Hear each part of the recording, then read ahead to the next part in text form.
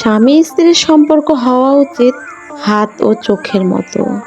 যদি হাত ব্যথা পায় চোখ কাঁদে, যদি চোখ কাঁদে তাহলে হাত অশ্রু মুছে দেয়। আসসালামু আলাইকুম আমার প্রিয় ভাই বোনেরা, সকলে কেমন আছেন? আল্লাহর রহমতে আপনাদের বোন কিন্তু অনেক ভালো আছে। আর আমার হাজবেন্ড মানে আপনাদের ভাইয়া দেশে আসছে, এটা তো সবাই জানেন যারা আমার ভিডিওগুলো দেখেন। আজকে সকালে আপনাদের ভাইয়ার জন্য কি রান্না করছি জানেন? এই তো বেগুন ভর্তা, আলু ভর্তা আর ডাল। ওর কাছে এতটা খেতে মন চেয়েছে, বলতেছে সকালে উঠেই আমার জন্য ভর্তা আর ডাল রান্না করো। আসলে যারা দেশের বাহিরে থাকে তারাই কিন্তু এই খাবারগুলো বেশি মিস করে। আর আমার ভিডিওগুলো আপনার ভাইয়াও কিন্তু দেখতেছিল প্রবাস থেকে, সেখানে আমি অনেক রকম রান্না করে বা ভর্তা করে দেখাচ্ছিলাম। সেই ভর্তাগুলো দেখে ওর কিন্তু অনেক বেশি খেতে মন চাচ্ছিল, সেই জন্যই সকালবেলা বেগুন ভর্তা, আলু ভর্তা আর ডাল রান্না করছি। আর এই তো এখানে সবাই মিলে বসে একসঙ্গে খাচ্ছি। আমরা গ্রামের মানুষ এরকম বারান্দায় সব পেরে সবাই মিলে খেতেই পছন্দ করি। আর আমার ছেলে মেয়েরা অনেক খুশি ওর বাবাকে পেয়ে। সকালবেলার কাজকাম সেরে সবাই মিলে খাওয়া দাওয়া করে এই তো রেডি হয়ে যাচ্ছি আমার খালার বাড়িতে। অনেক দিন পরে আপনাদের ভাইয়ার এই তো বাইকে চড়ে সবাই মিলে যে ঘুরে বেড়াবো, এটা কিন্তু অনেক ভালো লাগতেছিল। আর এই তো আমার হাসানটা কিন্তু অনেকটা খুশি, দেখতেই পাচ্ছেন কতটা খুশিও।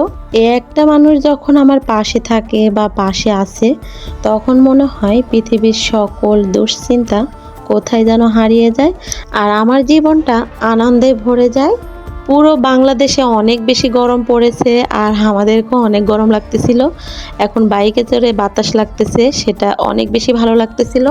আমাদের গ্রামের রাস্তাগুলো অনেক বেশি সুন্দর, চারিদিকে সবুজে ঘেরা, খোলা মাঠ ঘাট, খোলা আকাশের নিচ দিয়ে এই মুহূর্তটা অনেক আনন্দদায়ক ছিল। মনে হচ্ছিল সারাটা দিন এভাবেই কাটিয়ে দেব।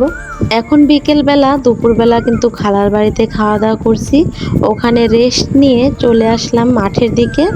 কারণ এই জায়গাগুলো এত বেশি সুন্দর, এর আগেও আপনাদের সাথে অনেকবার শেয়ার করেছি। আর এখন যেহেতু আপনাদের ভাইয়া আছে আর প্রিয় মানুষটি আমার পাশে আছে, এরকম জায়গা কি মিস করা যায়?